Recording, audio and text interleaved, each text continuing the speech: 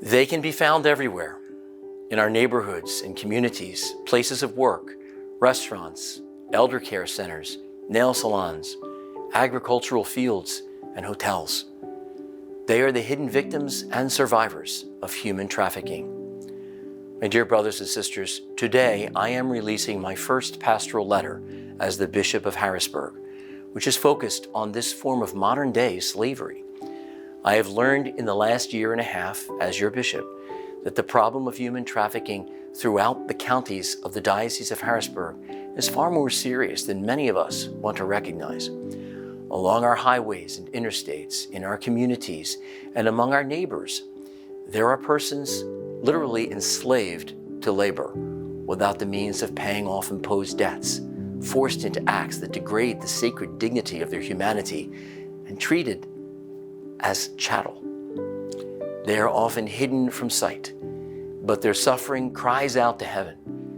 Now is the time for us to raise up our voices, our prophetic voices, as God's anointed people, and proclaim their liberty, their dignity, and their hope for a new life, while striving to become the instruments of God's mercy and justice that would set captives free.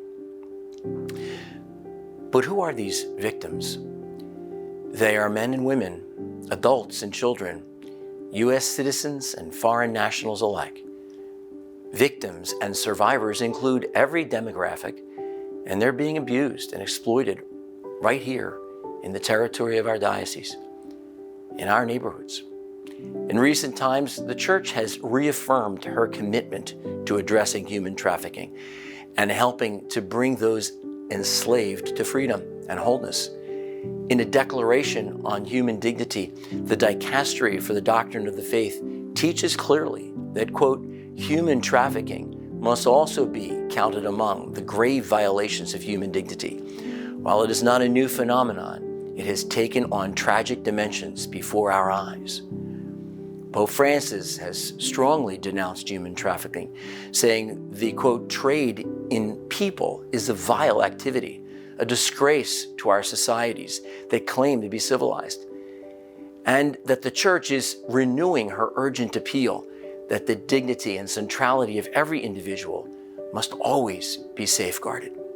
As we embark upon this Jubilee Year of Grace, 2025, my hope is that the Catholics within our diocese will join our brothers and sisters of all faiths, all people of goodwill throughout the region, to increase awareness of the tragedy of human trafficking and recognize the ways in which we might be unknowingly complicit in its causes, cooperate with law enforcement to promote the dignity of human life, and to help the victims who are frequently forgotten.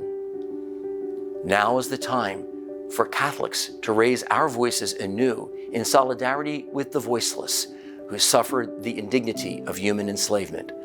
As people who champion a culture of life, we are called to respond with compassion and to advocate on their behalf, recognizing that the evil of human trafficking does not occur in a vacuum.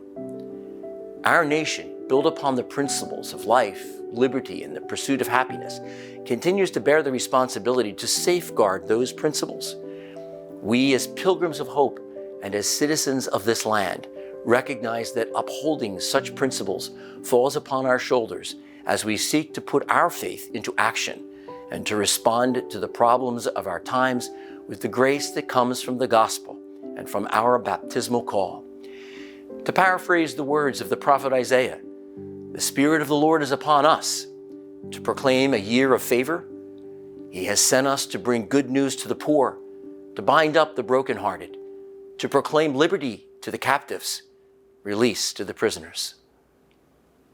God bless you.